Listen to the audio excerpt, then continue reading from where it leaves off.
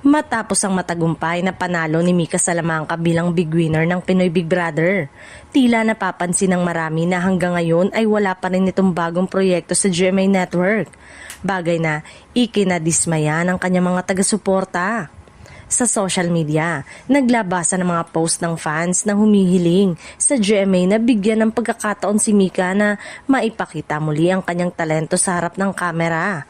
Ayon sa ilan, sayang daw ang momentum ng kanyang pagkapanalo dahil tila walang kasunod na TV appearance o acting gig. May ilan pang netizen na nagsabing si Mika ay may malakas na fanbase at natural na karisma, kaya't deserve daw nito ang sariling segment o teleserye. May mga komentong, GMA, wag nyo sayangin si Mika, fresh face, genuine personality at crowd favorite pa.